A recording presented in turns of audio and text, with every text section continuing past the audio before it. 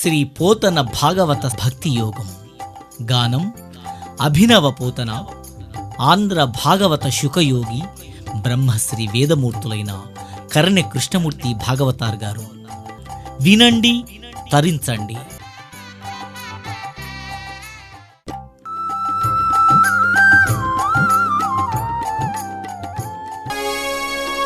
పలికెడిది భాగవతమట, పలికించు విపుడు రామభద్రుండట.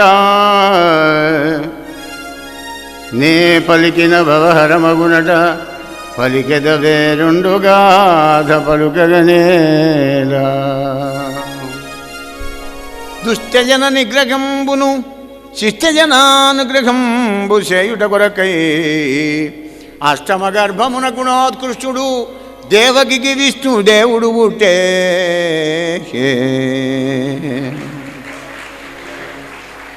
కలియుగంబున జన్మింపగలుగునరుల దుఃఖశోకతమంబుల తొలగజేసి నేల వ్రెగెల్ల వారించి నిఖిల దిశల విమల కీర్తులు వెదజల్లి వెలస శౌరీ.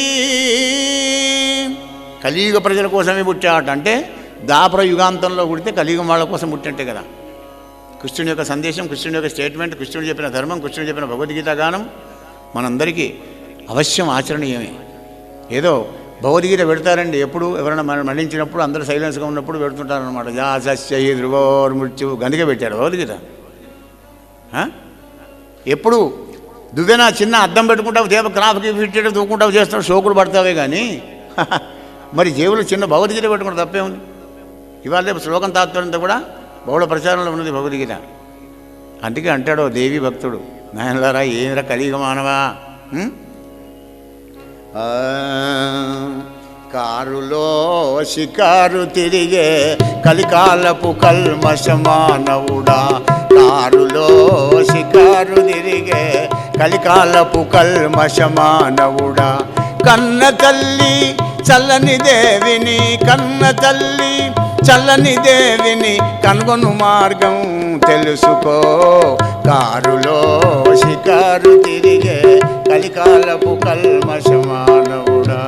నిన్ను నీవు చూసుకుంటూ నీటుగా తిరుగుట కంటే, నిన్ను నీవు చూసుకుంటూ నీటుగా తిరుగుట కంటే, పన్నగభూషణు పట్టపురాణిని, పన్నగభూషణు పట్టపురాణిని ప్రార్థించేటి విధం తెలుసుకో. కారులో షికారు తిరిగే కలికాలపు కల్మషమానవుడా. కన్న తల్లి చల్లని దేవిని కన్వను మార్గం తెలుసుకో. పాలరాతి మేడలాపై, పాలరాతి మేడలాపై పలుపో కలుపోవుట చాలునురా.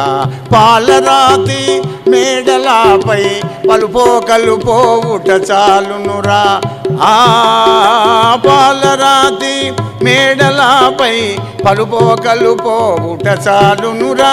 పరమేశ్వరి కృపయే మేడనుకొని, పరమేశ్వరి కృపయే మేడనుకొని పరిపరి విధముల వేడురా. కారులో షికారు తిరిగే కలికాలపు కల్మషమానవుడా. కన్న తల్లి చల్లని దేవిని కనుగొను మార్గం తెలుసుకో.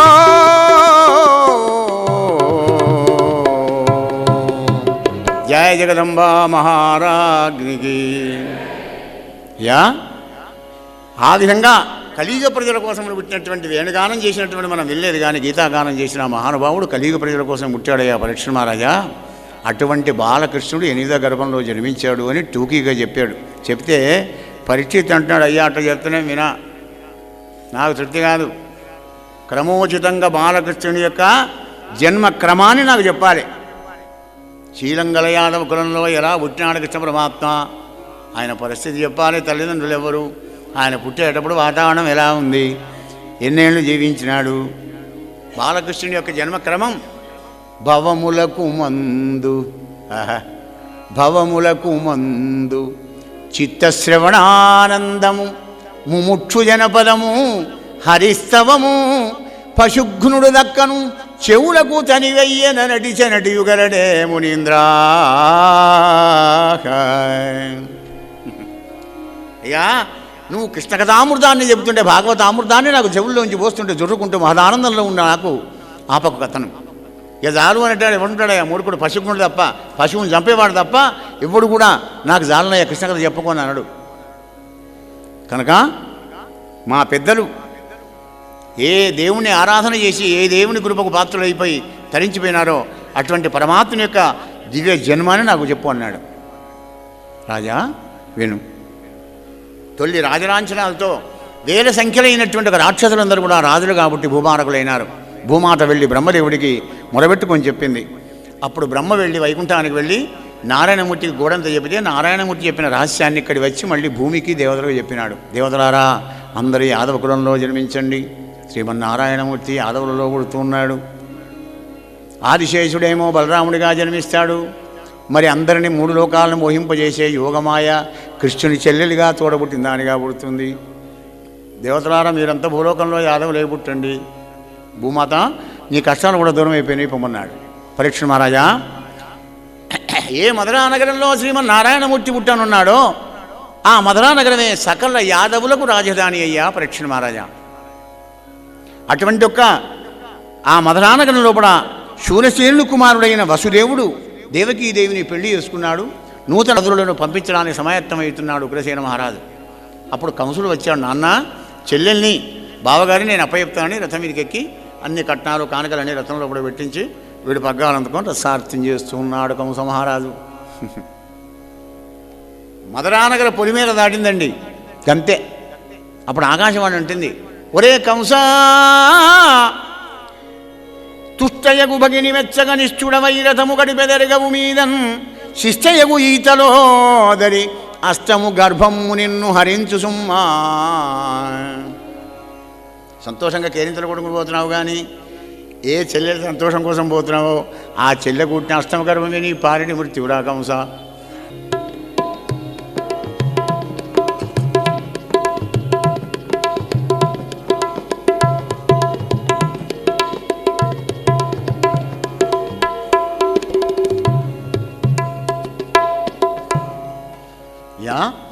ఎప్పుడైతే ఆకాశవాణి చెప్పిందో శివగంటికలు బట్టి కిందికి గాడి దేవిగిదేవిని వసుదేవుడు వెళ్ళి బావా చెలియలు కన్య ముద్దరాలు పాదాలకు పెట్టిన పైరాణి ఇంకా ఆరలేదు కదా, పట్టు చీరలు ఇచ్చుడో ఆభరణాలు ఇచ్చుడో చేయాలి కానీ చెల్లెని చంపుతాం అంటే ఏమిటి?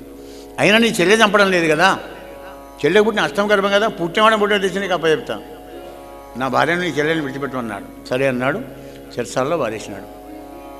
సంవత్సరం కాగానే ఒక పిల్లవాడు పుట్టాడు. ఆ పిల్లవాడిని తీసుకొని వచ్చి ఇచ్చాడు వసుదేవుడు సత్యం తప్పకుండా.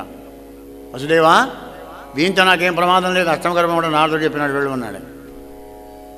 అలా ఓళ్ళు 2, 3, 4, 6 పుట్టారు. అప్పుడే 5, 6 పుట్టి జన్మించినారు. ఒక్కనాడు నారదుడు వచ్చాడు కంసం దగ్గరికి.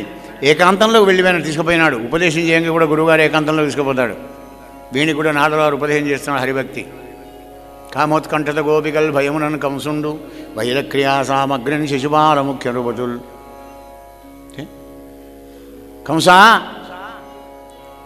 ఏకాంతమున నారదుండు కంసరాజేంద్ర మందలోపల ఉన్న నందాదులు వారి భార్యలు పుత్రుడు బాంధవులు దేవకీ మొదలైన తెరవలు పశుదేవుడాదిగా గల సర్వయాదవులు దేవతలుగాని నిజంబుగా నరులుగారు.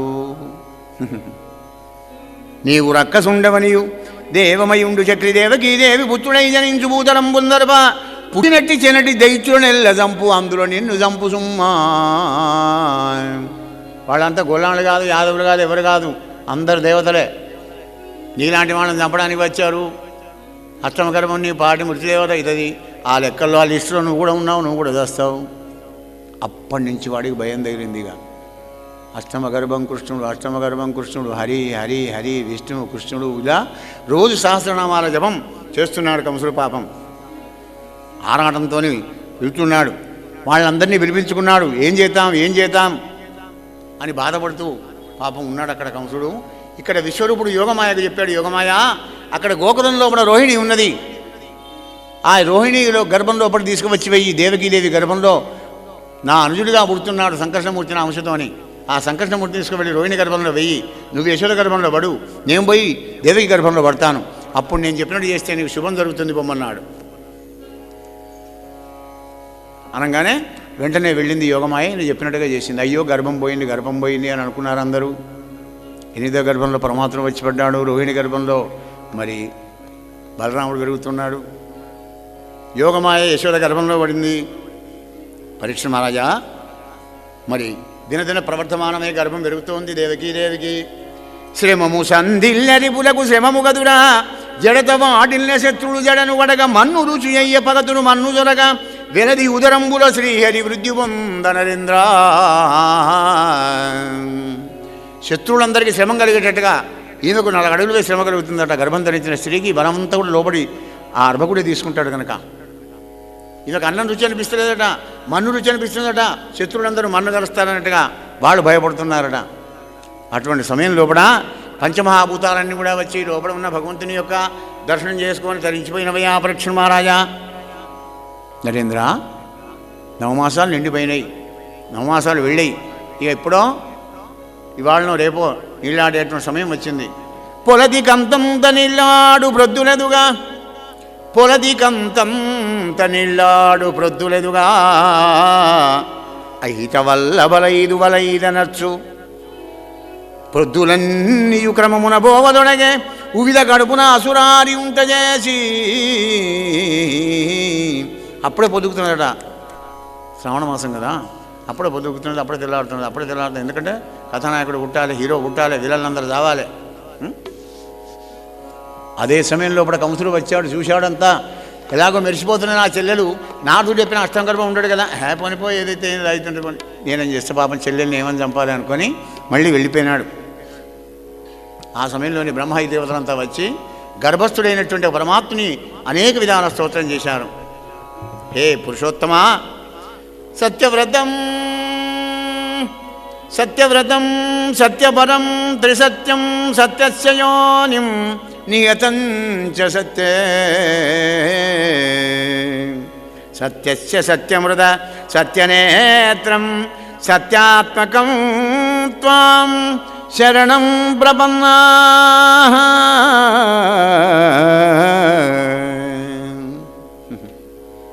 ఈశ్వర, సత్యవ్రతుని నిత్య సంప్రాప్త సాధనుని కాలత్రయంబునందు గలుగువానికి 5 భూతంబులు వణిగిన పింబడ బరగువానికి సత్యభాషణునకు మేము నమస్కరింతుము. గురుపాఠీ నమవై జలగ్రహమవై క్రోడంబవై శ్రీనృకేసరివై,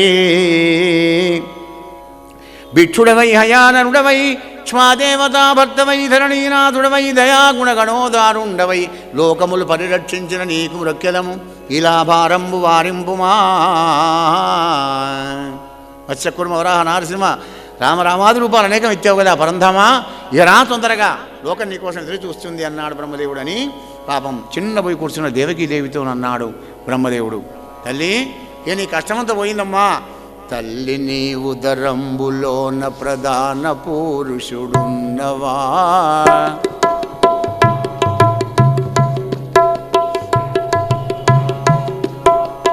తల్లి నీ ఉదరంబులోన ప్రధాన పురుషుడున్నవా, ఎల్లి బూచెడు కంసు చేభయ మింతలేదు నిజంబుమా, కిల్లవారికి భద్రమయ్యడు ఇంక నీ కడుపెప్పుడు, ఎల్లవారికి భద్రమయ్యడు ఇంక నీ కడుపెప్పుడు, చల్లగావలి యాదవావళి చల్లగావలి యాదవావళి సంతసంబును పొందగా, తల్లిని ఉదరంబులోన ప్రధాన పురుషుడున్నవా.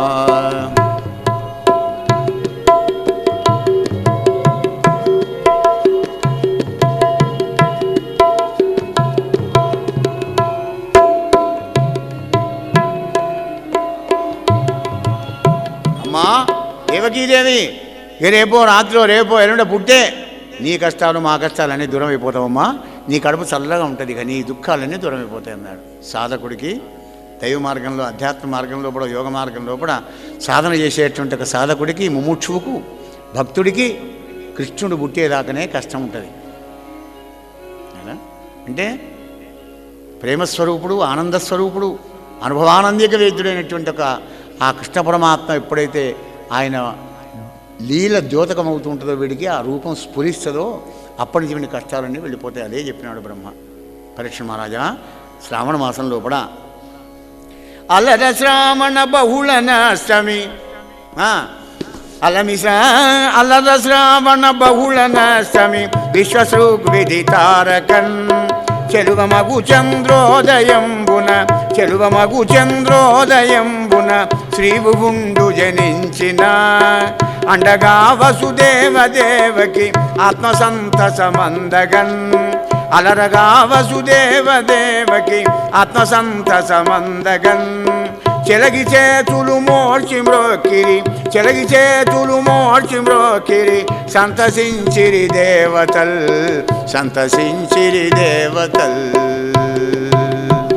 గోపాలకృష్ణ భగవానికి సుతునిగన దేవకి నడురేయి అతి శుభగతిం తారలు గ్రహంబులు మండ దితిర్సుత నిరాకరిష్ణు శ్రీతవదనాలంకరిష్ణు జిష్ణుని విష్ణుని కృష్ణుగనియే.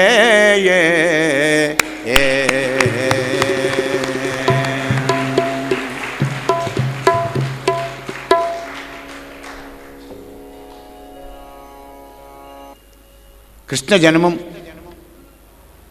సాధకుడి యొక్క కష్టఫలం, సాధన దిశ అంతా కూడా సమాప్తమైపోతుందనట. కలియుగంలో కూడా 12 సంవత్సరాలు నువ్వు ఏది సాధన చేయాలన్నా కానీ ఒక 12 సంవత్సరాలు గురుకులంలో ఉన్నా, ఇంట్లో ఉన్నా, అడవిలో ఉన్నా 12 సంవత్సరాలు సాధన చేయందే నీకు ప్రతిఫలం దక్కలేదు, కూడా సాధ్య వస్తువు దొరకదు. అలాగే 9 స్కంధాలు సంపూర్ణంగా మనం అధ్యయనం చేసుకొని దాని అర్థం అవగాహన చేసుకున్నప్పుడే కృష్ణ పరమాత్మ యొక్క శృంగార చక్రవర్తి యొక్క ఆ లీలలన్నింటినీ కూడా బంగారంగా మలుచుకునేటువంటి అన్వయ అవగాహనలు మనకు కలుగుతాయి.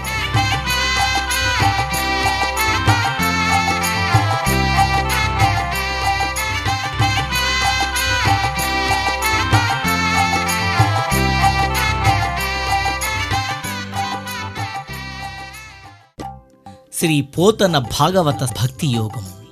గానం అభినవ పోతన, ఆంధ్ర భాగవత శుకయోగి బ్రహ్మశ్రీ వేదమూర్తులైన కరణె కృష్ణమూర్తి భాగవతార్ గారు. వినండి, తరించండి.